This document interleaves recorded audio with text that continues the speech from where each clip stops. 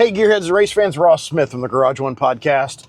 This is a little bit different. So I would like to introduce my personal Corvette project. This has been, it's an ongoing ordeal. I honestly, I bought the car super cheap. Like, you wouldn't believe it, super cheap.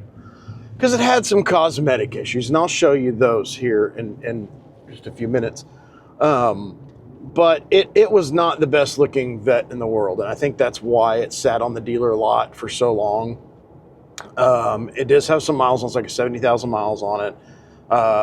Based on the Carfax and everything, it needed some help, right? Like, it had had some issues in the past where it had what looked like, it said the crank had been replaced. So that tells me that the motor had been rebuilt around 30-ish thousand miles for the most part. Anyway, so I basically had, 40,000 miles on the motor. I wasn't scared.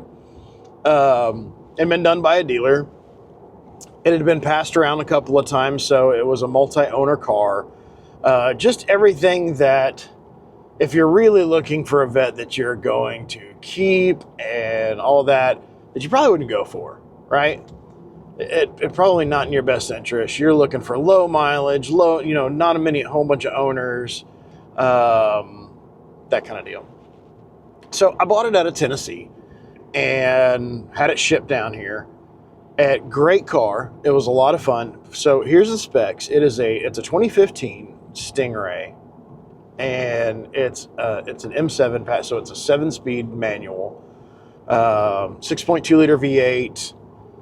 It is not a Z51. This is another reason why it probably sat on the lot. It was a very base model car with a few upgrades, but it does have the PDR, which is the performance data recorder, which I was shocked because typically that doesn't come on that unless it's a Z51, which is the performance package, which gives you upgraded brakes. It gives you, the cooling ducts. I'm trying to think of what else. Everything else I think is basically stock on that. The brakes are the same as the Stingray, like the piston size and all that stuff. But anyway, so I bought the car, had it shipped down here. It did have some cosmetic issues with a little bit of wrap and some love. It's looking to be a much better car, right? Much better car. So I like it. I like the car. I liked the car. It was an honest car. It had been through some issues. I didn't plan on being a show queen anyway. I wouldn't have bought the car for that. I wanted to track it. I wanted to put it on the track, and I wanted it to be a honest, track car. So, but it was going to do dual duty. It was going to do the cars and coffee. Obviously we've got our events that we do quite a bit, and it was going to be going to car shows. So it couldn't have been in too bad a shape because I wanted to drive it right off the bat. But anyway, so ended up being a good looking car. Well, fast forward, and I was having some wrap stuff done at our good friends over at Globin Wraps. And they were taking care of some stuff for me, and the owner, Uriel, calls me and he says, "Hey man, the car won't start." I'm like, okay. I'm not scared. I've been a mechanic for the better part of 3 decades. So I'm not worried about it. So I think battery, first of all. And he's like, no, it tries to turn. I can hear it click, but it doesn't want to turn over. I'm like, okay, whatever. So I went ahead and replaced the battery anyway, just to be safe. You never know. It could be an electrical issue. Still didn't want to work. And then this time, it actually blew the main fuse on the battery. So I'm like, oh, that's not good. Maybe it's too much resistance, from the starter solenoid or something like that. Maybe it's just completely blown. It's never been replaced as far as I know. So we'll do that.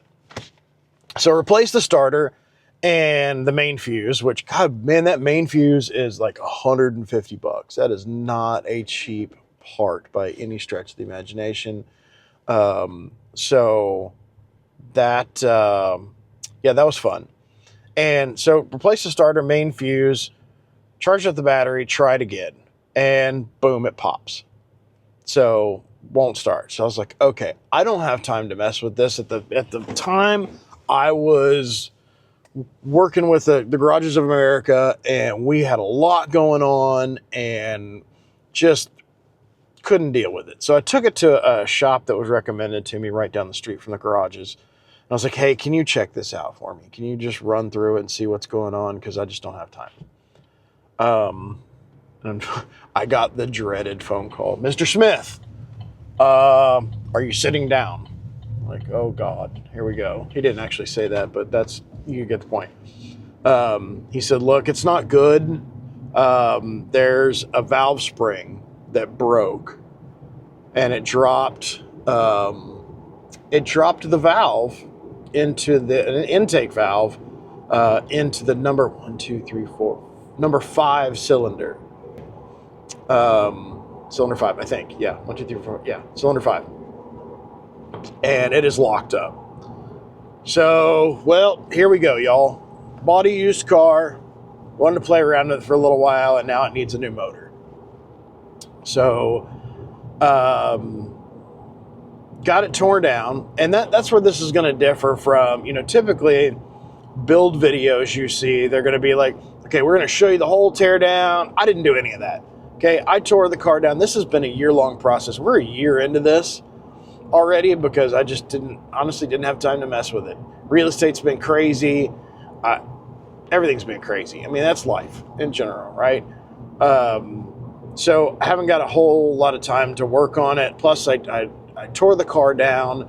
I sent the heads off to get redone. They got reworked, new valve springs, some massaging on the port and polish, all that good stuff. I'm pretty sure they decked the heads too, but they didn't. They took just like a tiny bit off the bottom, just to make sure that they were square. And so that took quite a long time because the head shop that I sent it to is very renowned in this area, put it that way. They're very sought after. They do a lot of top fuel stuff. They build some really killer motors. Name's Nickin's Racing Engines. So I finally got the heads back maybe a couple weeks ago. And of course I got caught up in the while you're in there type thing. So here's where we're at. The car is torn completely down. Brakes, motor, all of it. Show you some photos. But I'm going to document putting this back together. So we got new heads. They're worked over. The bottom end is fine. So we measured the piston clearance when we rotated the motor over, and we didn't bend a rod. Thank you, Lord. So the block is actually intact, and because the problem happened at idle and it didn't happen when it was running, there's maybe a few dents on the piston that are kind of smoothed down a little bit. So I don't feel like it needs a long block, and we're kind of taking a little bit of a chance there, but I don't think it's going to be that big of a deal. I really don't. So that's where we're at. This is what we're going to do. We're going to put the heads back on. We got a MSD intake for it, which for the LT1s is supposed to be a really, really good intake. Texas Speed has supplied us with a set of long tube headers and a crossover pipe for it. We're going to leave the stock mufflers. I don't want this thing to be that loud. And I live in a neighborhood, obviously, and I want to keep the valve flap in there.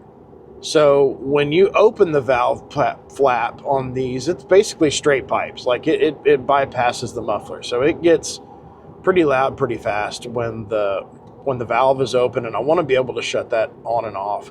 And I'm willing to take whatever performance hit that gives me while the valve's shut. I don't care. It's fine. It's probably going to take it from, and obviously we're going to get it tuned after we do all this, because this is kind of major surgery, especially with the head work involved, the intake, and the exhaust. This thing's going to breathe really well. So 460 horsepower stock. By the way, I was able to clean a bunch of the crap off the pistons and get all the gunk that's built up over 77,000 miles off the piston heads. So she should run really well, honestly. 460 stock, I'm hoping for. I mean, if I get over 500 at the wheels, I'm going to be really, really happy camper. So we're going to document it from here on out. Oh yeah, by the way, all the motor stuff. So we also upgrading the suspension. So we put Johnny O'Connell signature shocks all the way around for handling purposes. The stock ones were stiff and they were bad. I could literally bounce on, like, make the rear end bounce up and down. The shocks were so bad. So anyway, we put Johnny O'Connell signature shocks all the way around. We ripped the stock brakes off.